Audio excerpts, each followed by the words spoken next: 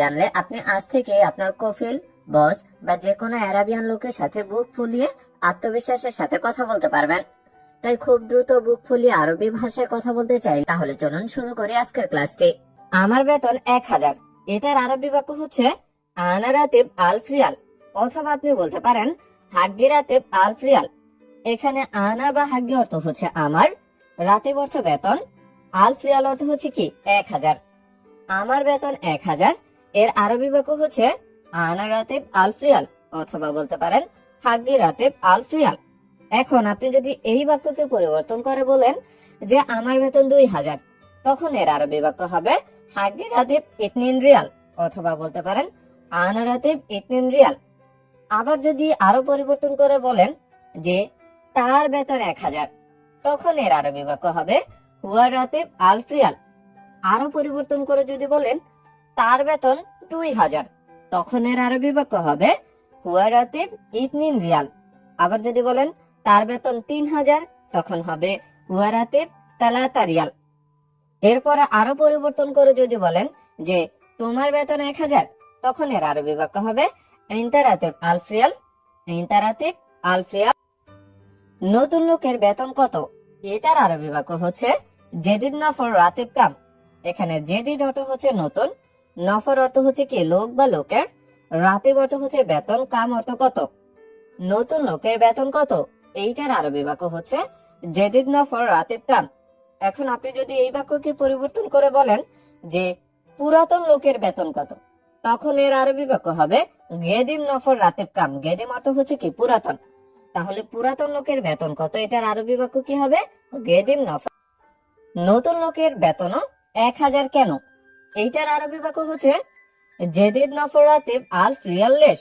এখানে জেদিদ অর্থ হচ্ছে নতুন, নফর অর্থ তো লোক বা লোকের, রাতিব অর্থ বেতন, আলফ রিয়াল অর্থ হচ্ছে 1000, লেশ অর্থ হচ্ছে কি কেন। নতুন লোকের বেতনও 1000 কেন? এইটার আরবি বাক্য হচ্ছে জেদিদ নফর রাতিব আলফ রিয়াল লেশ। জেদিদ নফর রাতিব আলফ রিয়াল লেশ। এখন আপনি যদি এই বাক্যকে পরিবর্তন করে বলেন যে পুরাতন লোকের বেতনও 1000 কেন, এইটার আরবি বাক্য তখন হবে গেদিব নফর রাতিব আলফ রিয়াল লেশ। গেদিম নফর রাতিব আলফ রিয়াল লেশ। জেদিদের জায়গায় কি বসিয়েছি? আমি বসিয়েছি গেদিম। গেদিম অর্থ হচ্ছে কি পুরাতন। আমি জানি না বস, এইটার আরবি বাক্য হচ্ছে আনা মাফি মালুম মুদির। এখানে আনা অর্থ হচ্ছে আমি, মাফি মালুম অর্থ হচ্ছে জানি না, মুদির অর্থ হচ্ছে কি বস বা মালিক অথবা ম্যানেজার। তাহলে আমি জানি না বস, এইটার আরবি বাক্য হচ্ছে আনা মাফি মালুম মুদির। এখন আপনি যদি বলেন সে জানে না বস, তখন হবে হুয়া মাফি মালুম মুদির। আবার যদি বলেন যে তুমি জানো না, এইটার আরবি বাক্য হবে ইনতা মাফি মালুম। আবার বস না বলে আপনি যদি বলেন যে আমি জানি না, তখন ওই যে বসের আরবি বাদ হয়ে যাবে মুদির, তখন হবে আনা মাফি মালুম। আবার যদি বলেন সে জানে না, তখন হবে হুয়া মাফি মালুম। আবার কারো নাম ধরে যদি বলেন যে রাশেদ জানে না, তখন হবে রাশেদ মাফি মালুম। রাশেদ মাফি মালুম। আবার যদি নিজের বস সম্পর্কে বলতে চান যে বস জানে না, তখন হবে মুদির মাফি মালুম। তখন হবে কি মুদির মাফি মালুম। আমি পুরাতন লোক, তুমি জানো, এইটার আরবি বাক্য হচ্ছে আনা গেদিম নফর ইনতা মালুম। এখানে আনা অর্থ হচ্ছে আমি, গেদিম অর্থ হচ্ছে পুরাতন, নফর অর্থ লোক, ইনতা অর্থ তুমি, মালুম অর্থ হচ্ছে কি জানা বা জানো। আমি পুরাতন লোক, তুমি জানো, এইটার আরবি বাক্য হচ্ছে আনা গেদিম নফর ইনতা মালুম। এখন আপনি যদি বলেন যে আমি নতুন লোক, তুমি জানো, তখন এর আরবি বাক্য হবে আনা জেদিদ নফর ইনতা মালুম। গেদিমের জায়গায় কি বসেছি জেদিদ। জেদিদ অর্থ হচ্ছে কি নতুন। তাহলে আমি নতুন লোক, তুমি জানো, এইটার আরবি বাক্য কি হবে আনা জেদিদ নফর ইনতা মালুম। আবার এই বাক্যকে পরিবর্তন করে আপনি যদি বলেন যে সে পুরাতন লোক, তুমি জানো, তখন এর আরবি বাক্য কি হবে হুয়া গেদিম নফর ইনতা মালুম। আরো পরিবর্তন করে যদি আপনি বলেন যে সে নতুন লোক, তুমি জানো, তো এইটার আরবি বাক্য হচ্ছে হুয়া জেদিদ নফর ইনতা মালুম। হুয়া জেদিদ নফর ইনতা মালুম। 3 বছর কাজ করি তোমার সাথে, এইটার আরবি বাক্য হচ্ছে তালাতা সানা শগল ইনতা সাওয়া সাওয়া। এখানে তালাতা অর্থ হচ্ছে 3, সানা অর্থ বছর, সগল অর্থ কাজ করা বা করি, ইনতা অর্থ তোমার, সাওয়া সাওয়া অর্থ হচ্ছে কি সাথে। 3 বছর কাজ করি তোমার সাথে, এইটার আরবি বাক্য হচ্ছে তালাতা সানা সগল ইনতা সাওয়া সাওয়া। তালাতা সানা সগল ইনতা সাওয়া সাওয়া। এখন আপনি যদি এই বাক্যকে পরিবর্তন করে বলেন যে 4 বছর কাজ করি তোমার সাথে, এইটার আরবি বাক্য হবে আরবা সানা সগল ইনতা সাওয়া সাওয়া। আরবা সানা সগল ইনতা সাওয়া সাওয়া। আরো পরিবর্তন করে যদি বলেন যে 5 বছর কাজ করি তোমার সাথে, তখন এর আরবি বাক্য হবে খামসা সানা সগল ইনতা সাওয়া সাওয়া। খামসা সানা সগল ইনতা সাওয়া সাওয়া। সে নতুন, সে সব কাজ জানে না, এইটার আরবি বাক্য হচ্ছে হুয়া জেদিদ হুয়া মাফি মালুম কুল্লু সগল। এখানে হুয়া অর্থ হচ্ছে সে, জেদিদ অর্থ নতুন, মাফি মালুম অর্থ হচ্ছে কি জানে না, কুল্লু সগল অর্থ হচ্ছে কি সব কাজ, আর কুল্লু অর্থ হচ্ছে সব। তাহলে সে নতুন, সে সব কাজ জানে না, এইটার আরবি বাক্য হচ্ছে হুয়া জেদিদ হুয়া মাফি মালুম কুল্লু সগল। এখন আপনি যদি এই বাক্যকে পরিবর্তন করে বলেন যে তুমি নতুন, তুমি সব কাজ জানো না, তো এইটার আরবি বাক্য হবে ইনতা জেদিদ ইনতা মাফি মালুম কুল্লু সগল। ইনতা জেদিদ ইনতা মাফি মালুম কুল্লু সগল। আবার আপনি নতুন গিয়েছেন, আপনি নিজের সম্পর্কে বলতে চান যে আমি নতুন, আমি সব কাজ জানি না, এইটার আরবি বাক্য তখন হবে আনা জেদিদ আনা মাফি মালুম কুল্লু সগল। আনা জেদিদ আনা মাফি মালুম কুল্লু সগল। আবার আপনি যদি কারো নাম ধরে বলতে চান যে রাশেদ নতুন, সে সব কাজ জানে না। রাশেদ নতুন, সে সব কাজ জানে না, এই কথাটা কিন্তু আমাদের অনেক সময় বলার প্রয়োজন পড়ে। তো তখন আপনি এটার আরবি কি হবে রাশেদ জেদিদ ওয়া মাফি মালুম কুল্লু সগল। রাশেদ জেদিদ ওয়া মাফি মালুম কুল্লু সগল। ভালো করে খেয়াল করেন, আমি হুয়ার জায়গায় বসিয়েছি কি রাশেদ, তাহলে রাশেদ জেদিদ, এরপরে কি বলেছে হুয়া মাফি মালুম কুল্লু সগল। আমি প্রতিদিন তাকে শেখাই, এইটার আরবি বাক্য হচ্ছে আনা কুল্লু ইয়াউম হুয়া তালিম।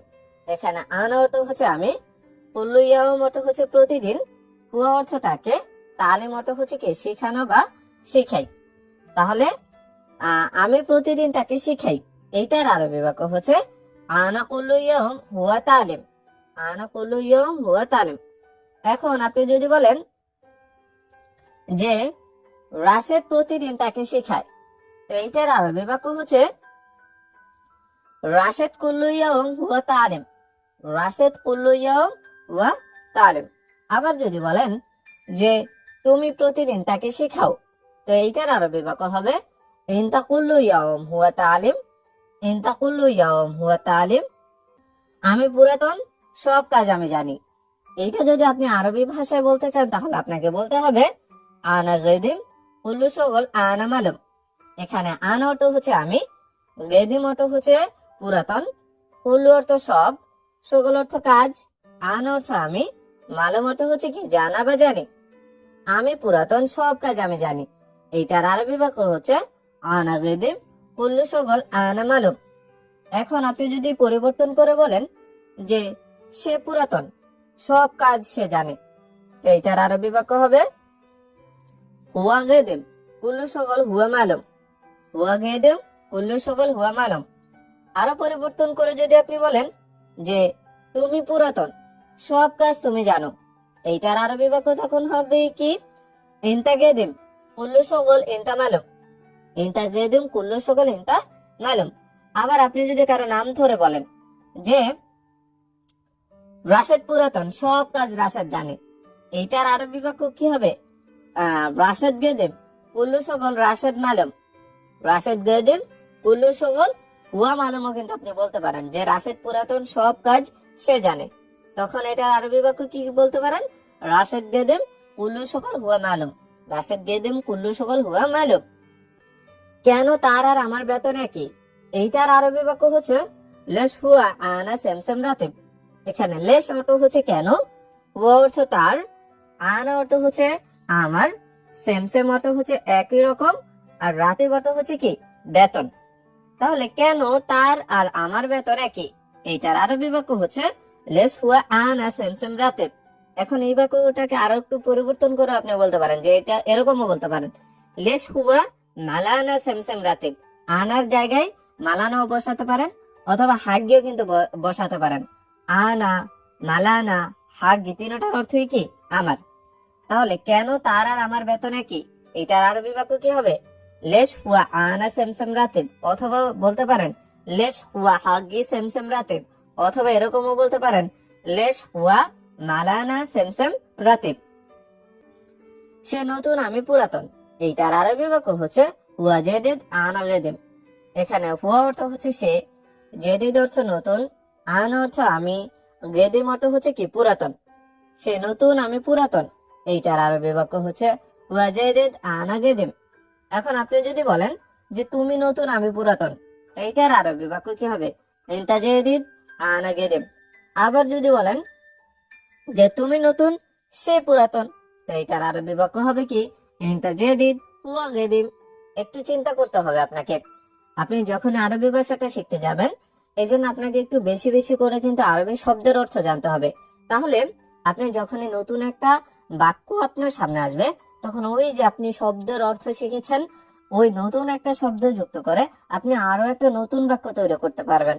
তাহলে আপনি যত বেশি নতুন শব্দ ঢুকিয়ে নতুন বাক্যের ভিতরে ঢুকাবেন, তত বেশি আপনি কি বাক্য তৈরি করতে পারবেন, যেটা আমি মনে করি যে আরবি ভাষা শেখার একদম সহজ পদ্ধতি। তুমি যেতে পারো, সমস্যা নেই। এইটার আরবি বাক্য হচ্ছে ইনতা রুহ মাফি মুশকিলা। এখানে ইনতা অর্থ হচ্ছে তুমি, রুহ অর্থ হচ্ছে যাওয়া বা যেতে, মাফি মুশকিল অর্থ কি? সমস্যা নেই। তুমি যেতে পারো, সমস্যা নেই। এটার আরবি বাক্য হচ্ছে ইনতা রুহ মাফি মুশকিলা। এখন আপনি যদি বলেন যে তুমি আসতে পারো, সমস্যা নেই, তো এইটার আরবি বাক্য হবে কি? ইনতা ইজি মাফি মুশকিলা। রুহ এর জায়গায় কি বসিয়েছি আমি? ইজি। ইজি অর্থ হচ্ছে আসা বা আসতে। তাহলে তুমি আসতে পারো, সমস্যা নেই। এইটার আরবি বাক্য হচ্ছে ইনতা ইজি মাফি মুশকিলা। এখন আপনি যদি বলেন যে সে যেতে পারে, সমস্যা নেই, তখন এর আরবি বাক্য হবে কি? হুয়া রুহ মাফি মুশকিলা। আবার যদি বলেন যে সে আসতে পারে, সমস্যা নেই, তো এইটার আরবি বাক্য কি হবে? হুয়া ইজি মাফি মুশকিলা। হুয়া ইজি মাফি মুশকিলা।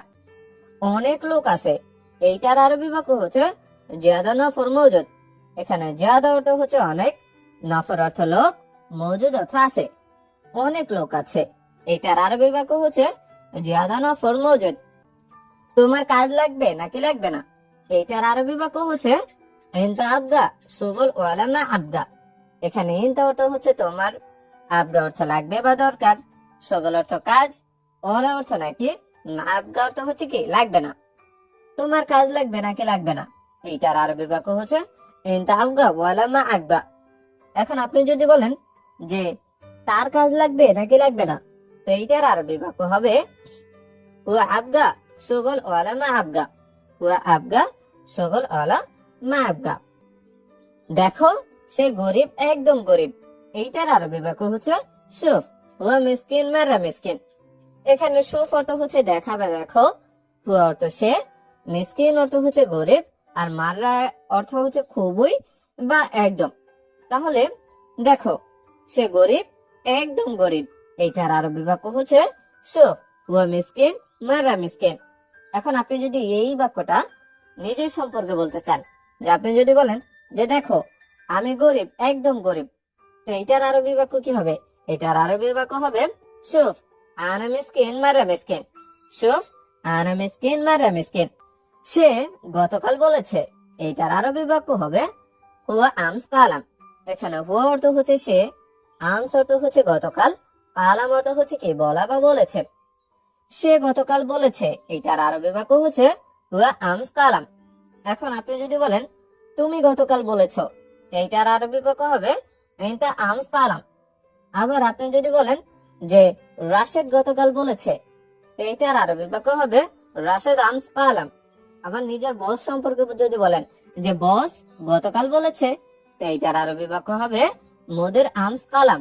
মোদের আমস কালাম। কেন সে আবার এসেছে? এইটার আরবি বাক্য হচ্ছে লেশ হুয়া এই জিতানি মাররা। এখানে লেশ অর্থ হচ্ছে কেন, হুয়া অর্থ সে, ইজি অর্থ হচ্ছে আসা বা এসেছে, তানি মাররা অর্থ হচ্ছে কি? আবার। তাহলে কেন সে আবার এসেছে? এইটার আরবি বাক্য হচ্ছে লেশ হুয়া ঈদি তানি মাররা। এখন মনে করেন আপনি এই বাক্যকে পরিবর্তন করে বলতে চান যে কেন তুমি আবার এসেছো, তো এইটার আরবি বাক্য হবে লেশ ইনতা ইজি তানি মাররা। লেশ ইনতা ইজি তানি মাররা। এখন আপনি এসেছে না বলে যদি বলেন যে কেন সে আবার যাবে, তো এইটার আরবি বাক্য হবে কি লেশ হুয়া রোহ তানি মাররা। ইজির জায়গায় আমি কি বসেছি রোহ। রোহ অর্থ হচ্ছে যাওয়া বা যাবে, তাহলে কেন সে আবার যাবে এটার আরবি বাক্য হবে লেশ হুয়া রোহ তানি মাররা। আবার যদি অন্য কারো সম্পর্কে বলেন যে কেন তুমি আবার যাবে, তো এইটার আরবি বাক্য হবে লেশ ইনতা রোহ তানি মাররা। লেশ ইনতা রোহ তানি মাররা। আমার মা বাবা সব সময় বকবক করে, এইটার আরবি বাক্য হবে আনা মামা বাবা গেরগের আলাতল। অথবা বলতে পারেন হাগ্গি মামা বাবা গেরগের আলাতল।